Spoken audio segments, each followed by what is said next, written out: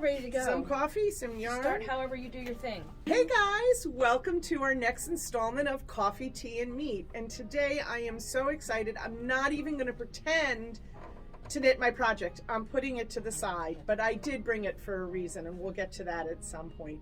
We are here with Andra, and Andra is one of our reps. She's actually is our rep. She has been with us for 10 years, and she reps our Berroco, Lang, Lopi, Sirdar. And there's a few others. And a few others. Manos will eventually come back, yes. And brown sheep. And brown sheep. And brown sheep. Exactly. So we're going to spend some time chatting with Andra, finding out how she got started, all the things we've been doing, and talk a little bit about yarn. So grab your cup of coffee, grab your needles, and let's get going. Hey. Good morning. Hi. So glad you came. This is so exciting. This is so fun. I've been doing my homework about me. Oh, good. I'm ready to go. You ready to talk about you? Fire. Oh, I love talking about me. I know the answers, maybe. Maybe. All right. Well, we're going to start with, how did you get started? How'd you get started as a rep? How'd you get started in knitting? Did a grandmother teach you at her knee? Where does this passion come from? So those are two huge questions, and they're two completely different answers. How did I get started knitting?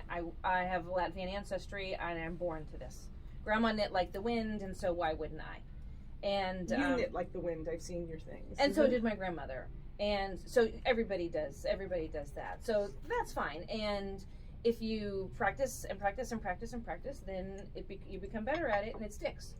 How did I get started in this industry is more interesting than how did I get started knitting, because everybody has a grandmother that taught them how to knit. Right place, right time. So I was working in engineering and working on weekends at my local yarn shop, and I met the salespeople, people like me. And how do I get into that kind of a position? And it's a very small industry. Somebody either has to die or retire, and there was a gentleman retiring. And so I stepped in at the right place and the right time, and that was 30 years ago. Oh, wow. 30 years ago this year that I was finagling it. I was offered a couple of other territories first that would require a move, and I turned those down and stuck with my engineering until the New England spot came open. And I have been with Berroco and Brown Sheep since day one. Oh, wow. I know, it's crazy. That's 30 crazy. years. That's a a generation and a half. Yeah. I have seen so much. Oh, someday that's what we should do. Someday we'll have a "What Have You Seen" segment, and you should. Okay, you need fill wine us in. for that. we do wine, cheese, and chocolates the first Friday of every month. We'll bring you back. Okay, I'm back for that. First Fridays. Oh, after my first Friday with my yarn shop owners, then I can do First Friday with you all. We have fun. We had our first one back since COVID last Friday, and it was a good one.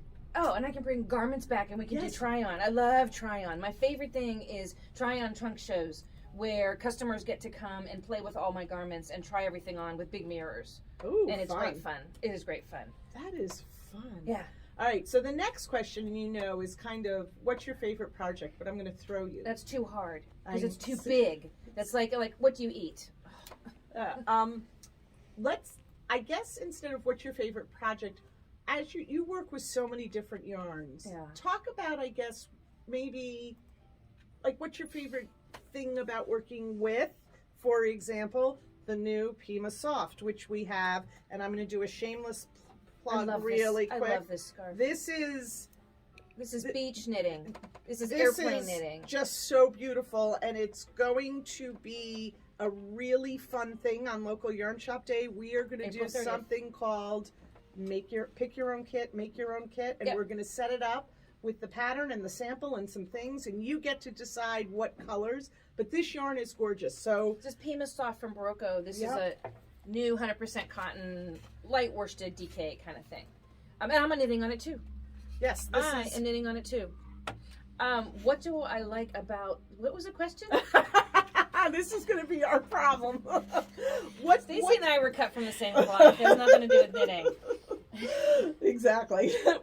What's your favorite thing about working with this yarn? With this specific or with the new? I'm going with the bigger picture with the new. So last night I was in a meeting and I started swatching on fall 22. Oh my God. And It's the most exciting thing is meeting the new yarns, and when I get them, they're naked yarn. They don't have any labels. I have no color cards. I have no fiber content gauge. I have no information. It's addressing a ball of yarn with no wrapper and saying, "Hi, my friend. Who are you, and what needle size do you need to be, and what do you want me to make out of you?" So I swatch. Fun. So I started last night swatching the new yarns for fall. I got through 2 of them and washed them. This morning I looked at the almost dried swatches. And when I get home this afternoon, I'll measure and look at them more closely. But it's kind of fun. It's like mystery. Opening a surprise box like your surprise boxes. Just to see what they are and what do they want to be. Because they'll speak to you and say, "I want to be this." Right? Yep. Yeah. Yarn does that. Fabric does that. Lots of things. Yeah. And many different yarns can be the same thing. Yep. Yeah, that's what the most fun is. That's the most. And then I have to share it with you. Yes, So which we I love. have to figure it out. So, and not every yarn is everybody's cup of tea. And so some yarns, I learn to know them, but we're not going to be a BFF. But I have to figure out who would be their BFF and where does this yarn fit into the scheme of the knit shop that has so many beautiful yarns, and how does this work? And some will be really great fits. Berroco is going to have a lot of new yarns, I think half dozen for fall. Oh, wow. Not every one will be a great fit for every store, but I have to learn to know them, figure out which ones are my BFFs, because I'll start knitting on them right away, and then figure out how they fit into other places, and explain all that to you without overwhelming, because as you know, when I visit with you, I think I probably show you maybe 20 or 30 things, and it's a matter of culling the herd and calming down after all the excitement settles and getting to business and picking out what fits and what doesn't fit. Well, speaking of knitting and samples, talk to us about some of this loveliness. I have seen your knitting. You have inspired me at our meetings to try things that I would never try. This is something I never would have done. Right. Because I'm not as experienced as many, and there's a lot of beautiful lace work in this, and it took a long time, but I loved it. Yeah, once you figure out that lace pattern, you still had to follow the graph on that. That wasn't memorizable. No. Like the stockinette part, but Right. That's on one of my notes things. Come back to that with the start of your question about advice for new knitters. Okay. We'll come back to that. Because I have these kind of in order. Okay. Okay. Your next question was going to be I was jumping out of favorite things to See? knit. Oh, I prepared. It's not like I just showed up. I don't come out of bed looking like this. Okay, let's go to favorite things. Okay, so my favorite things to knit are, this is the Between Two Ferns answer, things that work. Next question. So, favorite things to knit are obviously successful projects. And also ones that will help inspire other knitters or yarn shop owners, but mostly successful because I like to be able to wear the garments that I'm making, and just like what I'm wearing now. Every day I like to wear things. And so if it's not going to fit me or I'm not happy with it, I really don't want to waste the time or How invest did you in it. get there, though, to know what works? Oh, that's a real good question, and it's in my notes. That See? goes back to the advice to new knitters. Yep. I think you figure out what works because in your clothes closet, you already have favorite styles of clothes. When you go shopping with or without your girlfriends, you gravitate to certain styles in the department stores, and you can see also that they're trying to service everybody, just like a yarn shop has to service everybody. But you will react to, I'm not a printed sundress person, but I'll look at nice slacks or an interesting blouse or a really great raincoat or really great shoes. So you know already what kind of styles that you like. And if you're interested in, there's knitting projects, maybe they're showing ruffles here or big sleeves or big puffs, go to the store and try them on already and ready to wear. See if it works for you. And then you can invest the time in knitting something like that. So I feel like you're making pieces for your wardrobe, unless it's a gift, you're making things that have to already fit with the clothes you wear. And if someone says, oh, I'm going to look at this, blues and tans. So I'm going to break outside and I'm going to suddenly start wearing orange. Maybe not. Go to Target and buy an orange t-shirt and see if you wear it. If you don't wear that orange t-shirt, please don't knit an orange sweater. I have a red sweater that's been, it's an abandoned WIP since 1992. Wow. I know it because I stopped it when I started this job in 93. So it's in the basement and it's red, and I have one red sweatshirt in my closet, and that's the only red. I might have one red sweater for Christmas, and that's the only thing's red. There's no red on here. I don't knit with red. So it's like knowing thyself. Yeah. And then the next thing is sizing wise. Have a glass of wine or coffee, and get your favorite clothes out of that closet and lay them on the bed and measure them, so that you understand. And I can go anywhere from -2 inches of ease to 12 to 14 inches of ease in my favorite clothes. So then it's a matter of figuring out, how do I pick the size and how do I make it so is something I'm going to love. The same. Did I overwhelm you already? Nope. I tend to overwhelm. Nope. The same. Actually, I'm storing some of that advice away because I'm making my very first garment that has to fit. I've done a cardigan and I've done a lot of shawls and I've done blankets, but I'm actually making my very first. It's a Berroco summer T-shirt, and so I'm listening and I'm like, okay, Andy said that and Andy said that, and I've got to be better about that, and that's what I have to measure. And I was thinking about which shirt in my closet I want to most emulate this T-shirt, and that's the one I have to get out to measure. Right, and it looks to me like you're on a size 4 needle or 5 needle. 4. Calibrated eyes. And so it would be a thinner T-shirt, but if that had been a chunky yarn, then you would allow for it to be a little bit bigger, because if you're measuring a thin T-shirt, that's not the size you want in the chunky, because the chunky sweater has walls. Right. So my absolute favorite thing to knit right now, and I'm wearing it right now, is Big Love. Big Love is an intermediate level knit, and I will admit there was a bit of frustration getting it started. For beginner knitters, I think it's a little much. Once you understand the European instructions and her method of building it, and you get past the grief of the top down picking up and all the provisionals and all that junk, then it makes perfect sense. So I got through my first one, which is the one I'm wearing in Berroco's Lanas, and fell in love with this pattern, and I have knitting my 6th one right now.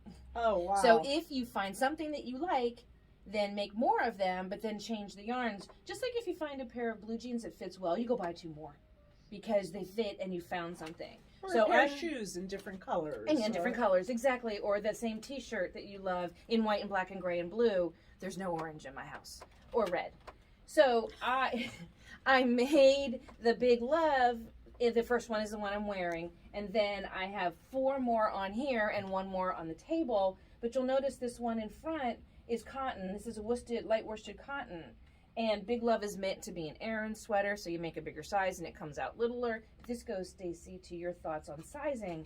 So in this pile of Big Loves, I have, because I changed the yarn, I always made the size 54, but I changed the yarns to thinner. So they vary between a 46-ish, and then one of them, the yarn relaxed greatly, so it's probably a 58-ish. So it's the same sweater, all different sizes, different yarns, because different yarns behave differently, and I wear them all constantly. And then as soon as this light blue one is done, I'm going to wear this one constantly. And I'm so sad. This is probably the last week of this sweater. I'm sorry. I was glad that it was 30s when I woke up this morning, because I was like, I'm going to wear Big Love. I almost had you open the door. Yes. So if it works for you, then make it again and again. There's no shame in that, and you can alter it by altering the yarns or the fit or the size of it. Does that make sense? That makes perfect sense. So we're going to let these girls,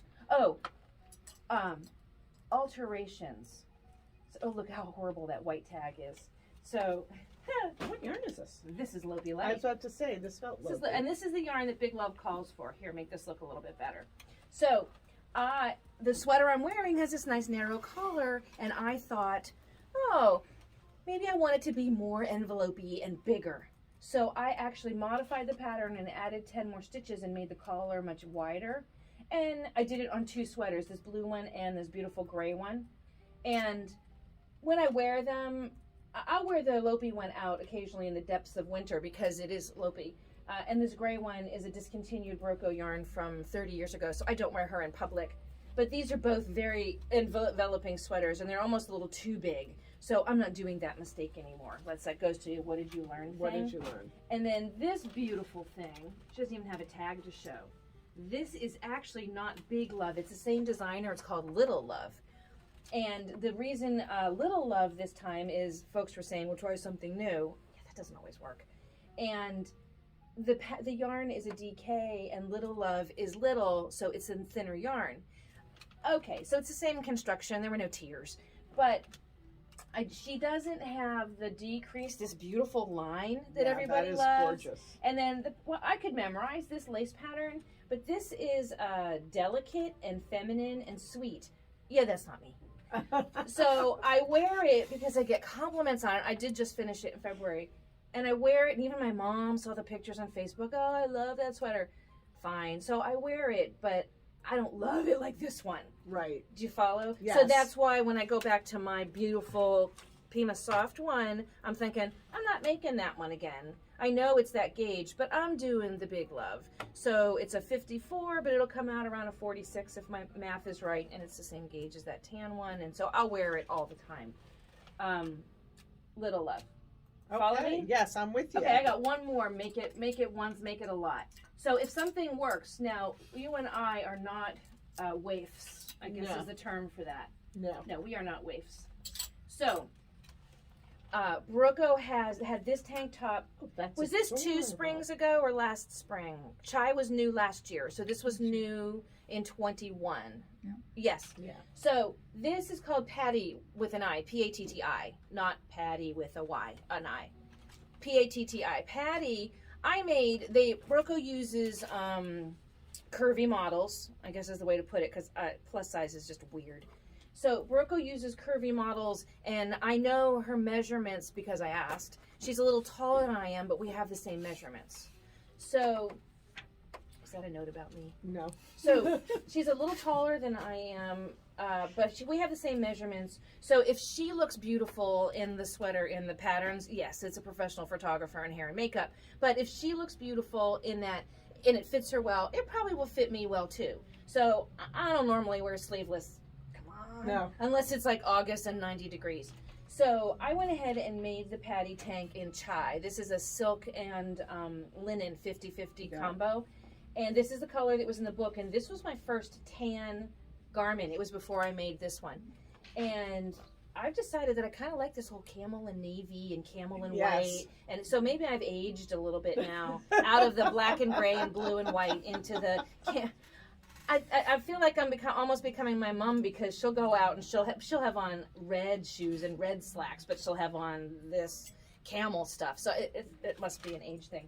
So here's Patti, and she's slightly A-line, and she's 2 pieces, and I could make her in 3 evenings, so it was super fast. Oh, wow. And I found, if you go onto my Ravelry page, are there notes for this YouTube video? There can be. So we'll put the notes for my Ravelry and my Facebook link so they can see them. So I have pictures of me wearing Patti with a short sleeve blouse underneath it, with a long sleeve blouse, with a sleeveless white blouse, best accessory of the season, but they're not available anywhere. Sleeveless button-down white blouse. Yep. But also under a jean jacket, with or without all the blouses. So this is an amazing layering piece. And she's just the perfect length, and the A-line is perfect on her. Gorgeous. So I wore this to death, and it doesn't show anywhere. And it's very versatile, and I absolutely love it. So I made another one, because if it works, you make more. So same yarn. So Dirty Secret, it was supposed to be a shawl with this yarn. And I was doing the gauge swatch and the stitch of the shawl, and it's a lace pattern stitch that I have never been able to conquer since the 80s. And I haven't seen it since the 80s. And I started working on it, and I realized, hello, my not friend. I'm not knitting you. And I stopped, took it out. It is on my Ravelry as an abandoned project. I left it there with a picture, and I wrote notes about it. So I had enough yarn to make another Patti. So here's Patti in blue. Ignore the chocolate stains. She's spectacular. And so I made a second. Then, okay, here we go. Here's a third one. Oh, shit. Shame on me, you don't carry this yarn, but it fits my whole theme of, this is zinnia. It fits my whole theme of same. So zinnia is a little bit thicker. You'll notice it's a little more substantial. Yep. Same exact size, and this one is a cotton. And you can see I wear this one all that time too. My crossbody bag has been snagging a little. And zinnia came in navy blue this season, so there are 5 or 6, whatever, how many balls of navy blue at home to whip up another one, to wear another one, because I found in July and August when it was so blessed hot, these are the things I wore, and when it gets super hot, you don't care what your arms look like. You're going sleeveless because it's hot. So that's my what is my favorite thing to knit. Yep. Is over and over if something works in all different yarns, and also then you all get to see, oh, it looks great in that, or it hangs differently in that, or oh, I could mess with the gauge in that, and be fearless. Does that make sense? Yeah, that's actually really good advice for our customers, because a lot of times they'll come in and they'll see one of our samples, and samples are gorgeous, and maybe we don't carry that yarn anymore. It's been discontinued. And I think sometimes it's hard for people to see it in a different yarn, and so we spend a lot of time talking about gauge swatching. And if you love the yarn and you love the garment, we can make it we work. can make that We're smart work. people. We can make that work. Yeah, So we're smart that's people. really wonderful advice. Yeah, we are smart people. Okay, what else do I have on my list? Forget about yours. My list is off. All right, her guys, list. I'm just going to sit back maybe. It's the and- Andra show. Somebody else that has interviewed me has said, I don't have to prep on days that you're coming because I just get you started and you just go and I just have to sit there. Well, So- I want to make sure you do, though, talk about mistake stories. That's where I'm because going. That's important. So, mistake stories. So, mistakes, that's super hard. Okay, so I didn't write this in my notes, but there's one, if you learned one, well, you're going to learn a lot from me today. But but as far as the really super cautious thing, this goes, I would combine mistake stories in telling what to tell somebody when they're starting out. Yep. Merino yarn. Oh, everybody loves merino. Merino relaxes when it's washed. So you have absolutely, if you want this garment to fit, you absolutely have to swatch, a decent size swatch in several needle sizes, and wash the swatch. That's when you measure your gauge and your needle size. And your garment, when you're knitting it, will not fit you because merino relaxes about 10%. So on a 44, that's 4.5 inches. Wow. So, and that's a big difference. So Yep. it will not fit when it comes off the needles, but then when you do your wet block, then it's what you did your math. That's why we do math and calculations. So merino, and I learned the hard way with merino back in the late 80s probably. I made a glorious vest. I still have a picture of it. And occasionally I throw it up on Facebook on throwback days, and designers from the bygone before the turn of the century will message me and say, I remember that pattern. Spent a lot of money on a merino, and it was tan, and I made a vest, and it fit me beautifully, and then I washed it, and it was like 5 sizes too big. It's like, did I just ruin it? And at that point, I was like, well, just throw it in the dryer because it's ruined already, and then it comes back. And I learned about how to deal with merino. So there's so much merino in our lives right now, but it's hard pressed to get somebody to swatch and wash and understand about how that kind of works. And alpaca can be a little finagly, but merino is the one. And I don't like putting merino in new knitters' hands unless they have somebody guiding them and forcing them, I guess, to enforcing. You have to do the swatch. You have to wash it. Now, what if it's a blend with merino and bamboo, or I'm just... A horrible blend. Animal fibers and plant fibers, even worse. Okay. When you mix them. So you really do need to swatch and wash to learn. And I know you're not going to swatch and wash. So that's why I swatch and wash. And then I come and show you this washed swatches and try to impress upon you and the ladies that work here that this is how this is going to behave so that you figure it all out. But it's none of these are things to be afraid of. It's just learning. It's like learning how to make pie crust, which I don't know how to do. Or, learning how to cook rice, or how to do things, how to boil an egg. It's the same kind of thing of how to do and how to deal with the new fiber. Yeah. Okay. So it's not out and out mistakes, because they aren't mistakes. They're opportunities to learn something new or apply it to something else. Basically, yeah. So we got to cover all the points. We've covered knowing your body, measuring your favorite clothes. Yep. We've covered swatching, swatch. Yep. I want to encourage you to try new things. So this goes back. This is pressed flowers. This is pressed flower. So I was not a fan of slip stitch. And slip stitch, it's showing up, mosaic knitting, slip stitching, whatever they're going to call it these days. I've seen it now 3 iterations of that. And I was never a fan because I'm an accomplished two-handed colorwork knitter. So why do you need to do slip stitches, in my mind, to eliminate having to carry 2 colors? Because that's what everyone said. Oh, it's 1 color to a row. It's so much easier. Well, I don't have any trouble with 2 colors to a row. Why do I want to waste my time going across twice to make 1 row? But slip stitch now is not the way slip stitch was in the 90s or the turn of the century. Look how old that makes me sound. So slip stitch here is over garter stitch, and then Amy threw in the stockinette stitch areas for the flower. So in this case, you get an absolutely glorious texture, and you could not make this doing one row at a time. And the slip stitches here. This may have to find its you way gonna cry? not It's gonna back make you in cry. your garment bag. And it's I wool. I just pulled the pattern yesterday. This is Berroco's Ultra Alpaca. This and is then gorgeous. Frida is a merino light or worsted weight that shades that Andy and I are talking about, and we'll look at for fall. But you do have other worsted weight shading things. Here's the deal. I've worn this a few times. If you saw me at Rhinebeck, I had this on at Rhinebeck this past fall. It's wool. I need a cotton version. So I didn't bring it. I am working on a cotton version that's not pressed flower. It's another slip stitch pattern that Amy did. I'm not in love with it. That's why I forgot about it. I want to do another one of these. So this was me stepping outside my comfort zone and trying something because it was fabulous. And I love it, and I will go back and try more fabulous. So that's the other thing for a newer knitter, is try something fabulous outside your comfort zone that super excites you with guidance. Exactly. And with guidance, if you need help, you need a lifeline to help you in there. And then let's see. So this is Summer Sesame. Awesomeness. And so stripes, horizontal stripes, what color? And but it is a cardigan.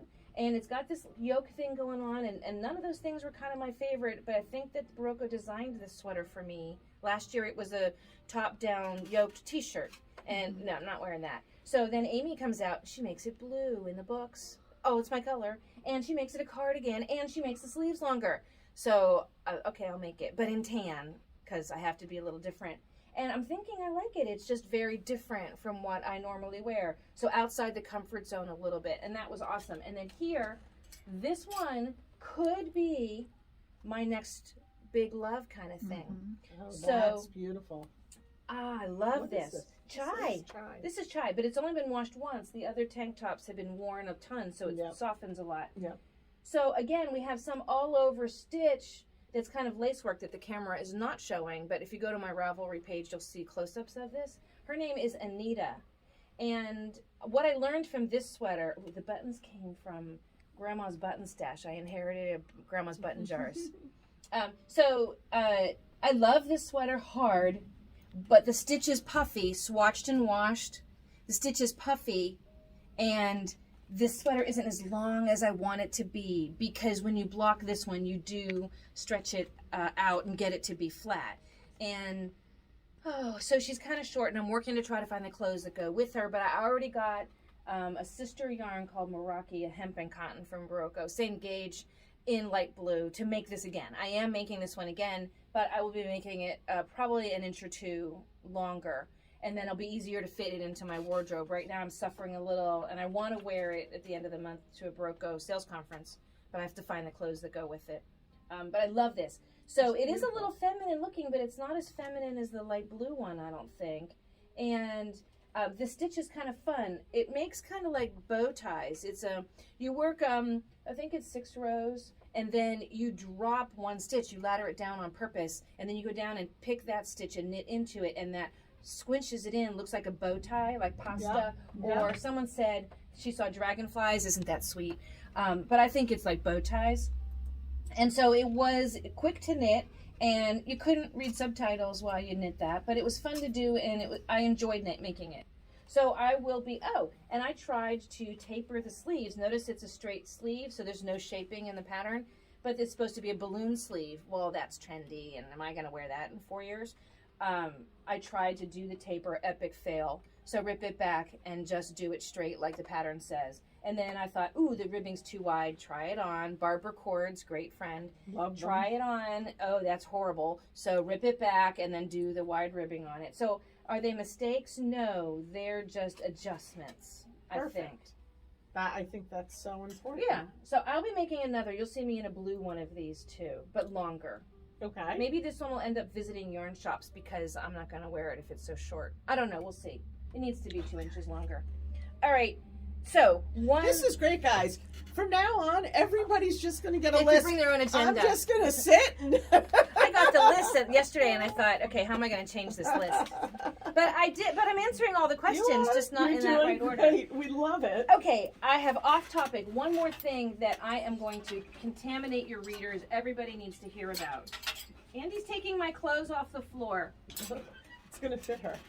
Oh, she's going to try it on. Uh-huh. It's going to be too big on Andy because she's not boobylicious like we are. And so therefore it might be the right length. My problem is I want to layer, Gilmore Girls layer with the blouses. Yep. And right now all the blouses are coming in at 24 to 26 inches long to hide all of the stuff that's showing off the back of our jeans. Yep. I don't have the stuff showing, and I want my blouse 22 inches long. Yep. That doesn't exist. I may have to get out the sewing machine, figure it out.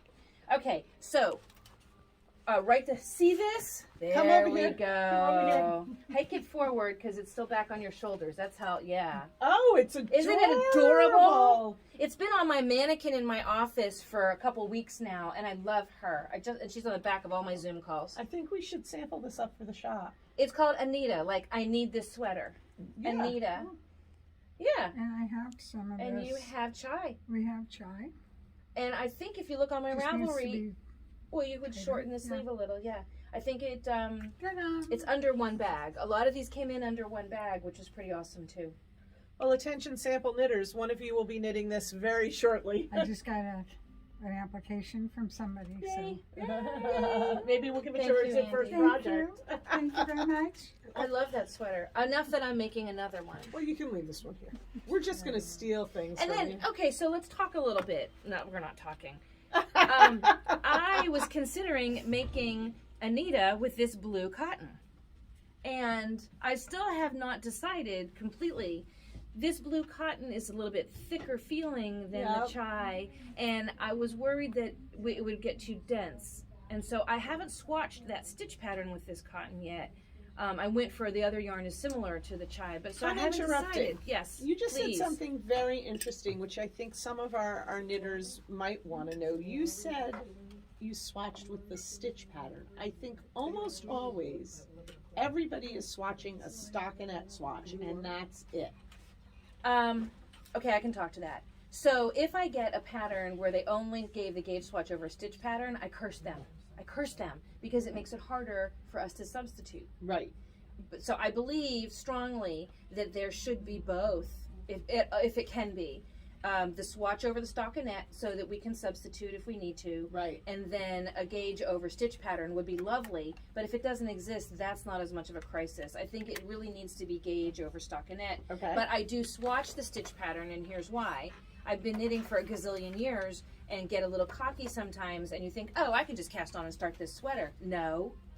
Cast on and go into the hardest part of the sweater, the stitch pattern part, or if it's color work, the color part, or if it's cable, the cable part. Because in your decent size swatch, 4x4, 6x6, not 1x1, you will learn things that you didn't know about the pattern. Like, oh, this cable twists opposite of that cable, but when I glanced at it, I thought they were all the same. Or, oh, I need to mark this way. Or, oh, I have to look up make one right, because what the heck? Why can't I just do make one lefts? And sometimes you can. And so you learn nuances about the design so that when you get into the actual knitting part, when you have to do real stuff like pay attention to side shaping or neck shaping or whatever, you're not screwing up your pattern because you already figured that part all out. This is fabulous advice, guys. Kind of wish I had it before I started the very intense lacework shawl I am currently working on, because it would have helped me because I had to rip out 4 times because I read one section wrong consistently. Line 5 in the pattern doesn't read right in my brain. Right. So you would have found that. So I would have found and it. made notes and figured it out. Because now that I've made notes, I've done 2 repeats, so I'm good. Right, and then you don't have to rip back because you've already learned it all. It works with color work too. I did a K Facet sweater back in the 80s, and I thought, ooh, it's great. I don't need to swatch. I know it was Lamb's Pride Worsted. I know that yarn. And I got going on the graph, and I wasn't watching the graph when you're repeating over and over.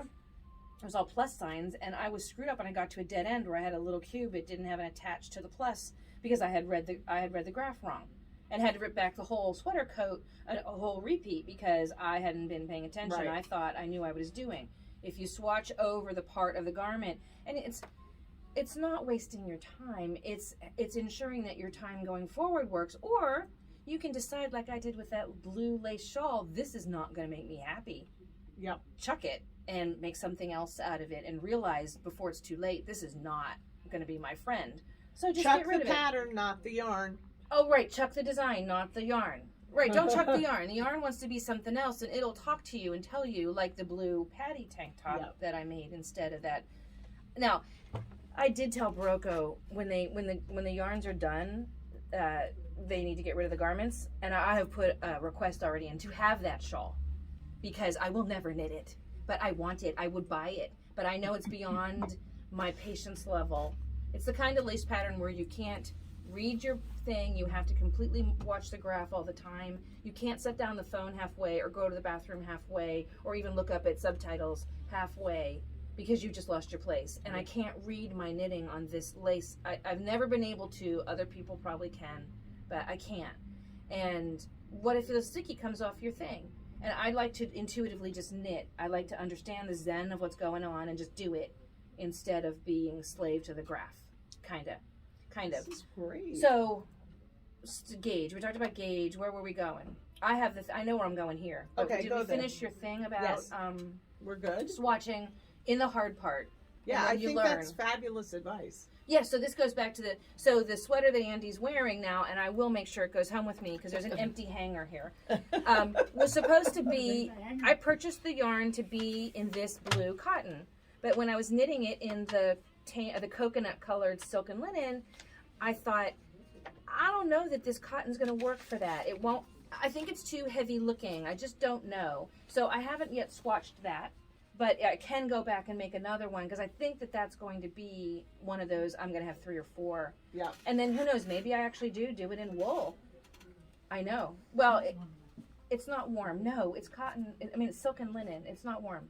It's not supposed to be warm. No, she who sits here in merino and wool. Okay, so the last thing I think, but I'm sure that you'll find other things you want to ask me. Of course. What time is it? It's like a million o'clock. We're doing good. We've got a few more minutes. So write this down. Mohair is having a moment in Europe. Mohair's having a moment here, I think. but not as big. But mohair is having a moment in Europe in a big way, and the U.S. market needs to catch up. Now, in the last year and a half, I've been promoting lace mohair that you carry, an Aerial from Berroco, the lace weight mohair that you carry, crazy amounts. And I'm in love with mohair, and there is a standing joke with the yarn shop owners in New England that, oh, you're just going to put mohair with it. I put mohair with everything. So I brought 2 because the other ones are out on tour visiting with other yarn shops. But I've made 2 of these cardigans. This one is that good. This is called Claverick. This is a Berroco pattern that called for Providence. That's a sport weight merino alpaca silk blend. And that's a delicate yarn, single ply. And I wanted to be able to have a tough stuff sweater. So I dragged a strand of lace mohair with it. And so the camera's not going to see, but Stacy and I can feel. So soft. And for So beautiful. pre-COVID and during the first year of COVID, this sweater was my precious. And the yarn shop owners saw me wearing this all the time. And when I say my precious is missing, they know I'm looking for my gray sweater. So I did this with Providence and Aerial. And it's a bottom-up seamless, very easy sweater to make. I left the pockets off if someone's going to that pattern.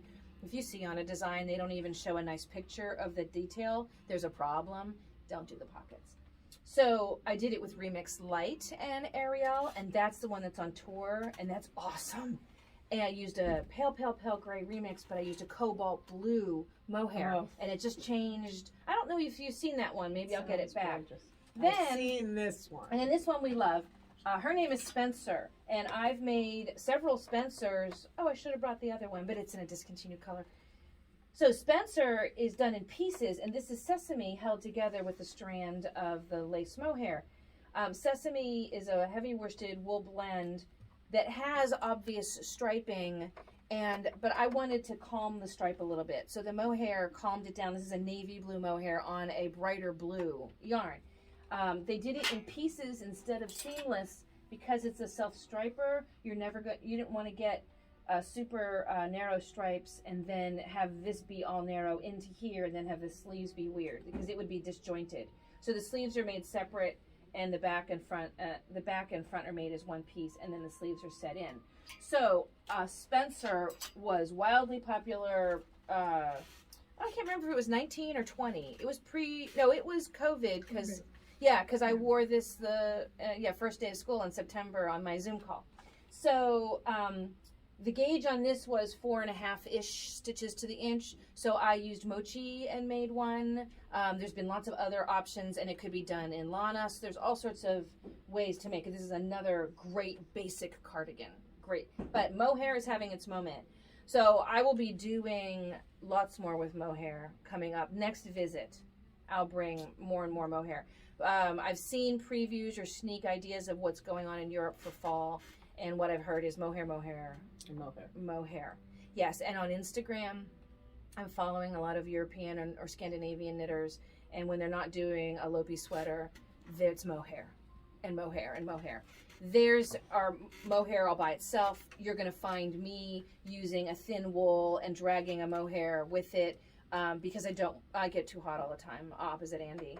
I don't want a full mohair sweater. I want to have the mohair be the accent part that just changes the fabric a little bit. But it comes from swatching. Swatching. Did I mention swatching? Have we talked about swatching? I don't think we mentioned swatching enough. Swatching is important. Swatching is your friend. Auditioning. Exactly. There you go. Yes, so I auditioned new yarns last night, and this evening or afternoon I'll go home and audition the rest of them, and it's pretty exciting. So, fire away. What did I forget to tell you? I don't know. I think you've told us so much. Do we have any questions? We'll have to rewind the tape and watch it over and over and over and over again. I can't thank you enough. I think you gave us so much information. We are so thrilled. I know this is a little bit of a long one, guys, but stick to the end because you are going to be thrilled with the information you've heard. We're so happy Andra's been here. Thank you. And Thank you. maybe we'll make this kind of like a annual thing, a seasonal thing, and we'll have you back and talk about more yarns specifically. Yes. That would be great. Now I have to knit. I got to knit faster. Start knitting fast. Start knitting. Everybody, thanks for joining us on Coffee, Tea, and Meat. Happy knitting.